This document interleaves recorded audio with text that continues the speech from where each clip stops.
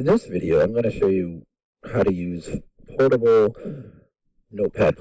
So the way to find Portable Notepad++ is go ahead and Google Portable. You'll see Notepad++.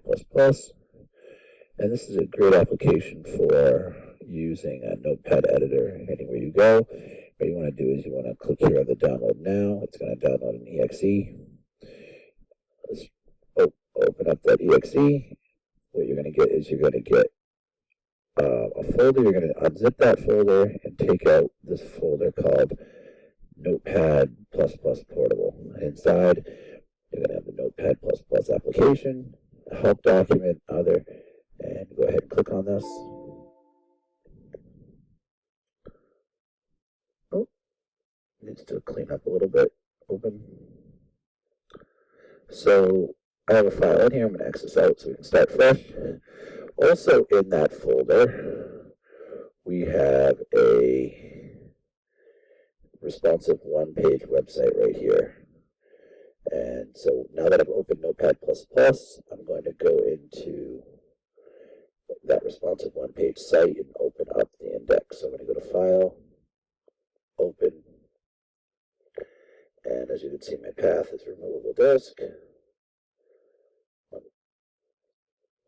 Responsive one-page site. I have the assets of favicon index. I'm going to click on the index. And here I have the index file, .html to edit. Next thing I'm going to do is I'm going to find the CSS style sheet for this so I can edit the style that goes along with this web page. I'm going to go to File, Open, go to Assets, and there's my CSS. Click on Style, Open, and as you see, I have an index.html, and now I have a style page.css. So I have some base styles in here, as you can see, coded, noted base styles. Drop down, and all the way down, single styles, base styles.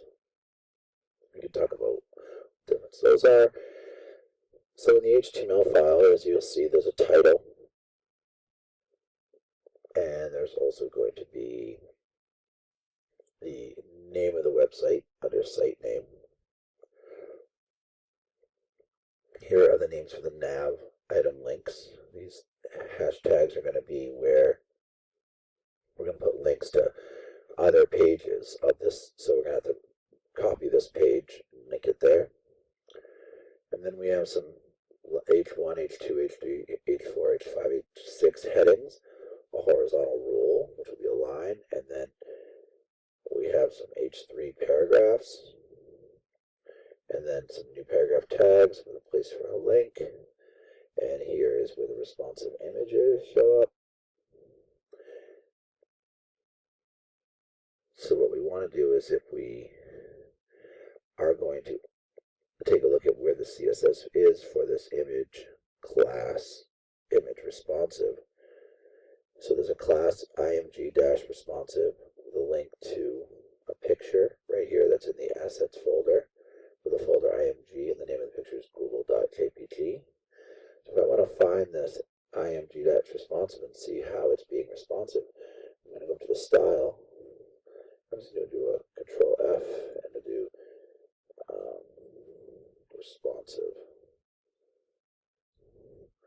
And sure enough, it finds this right here. So what it's telling the image class here is to be a max width of 100%. It's a single style, so it only happens as it's entered. It's not part of the main layout. Here's the code for the button as well, right below this. The button, and then the button on hover, so the color is white. Looks like it's white on hover as well. Background color royal blue, background color green. And here's some CSS to style that button. And let's take another look at the top of the style sheet. So we see styles for the body, the H1 tags, H1 through 5 size tag for them, new paragraphs, the block quote, the horizontal rule, table, the links on hover, links on focus, the container, the color of the header, and so on. And here's, we get into the nav. You can see the nav is coded out completely separately. We'll see that goes down to the single style. So it's a pretty straightforward style sheet with style that's for the main layout and then also for individual items. And here's a MIDI for the app media, which is the um, display on it on devices. We have a minimum of 42 M's. So the header is at this, footer at this, nav bar. These are all um, minimums. The nav list inline, nav links inline. And that is how, so if you were to make a change to this, you'd go file, save as, and keep it as styles.css, hit save. And I'll say yes, I want to keep it. And the same with the index file. If we make any changes to this, you want to go file, save as, keep it as index. It's going to save right back to that folder. And once you've saved it, it should be able to prompt file save. And if you wanted to make a new page, you'd do the same thing, but you would save as, give it a new name, keep it as an HTML file. So if I wanted to make this page 2, I'll hit save. And now in that folder, I have page 2. I'm just going to delete that, but it's the same code. So that's how to use Notepad++ Portable with some HTML files.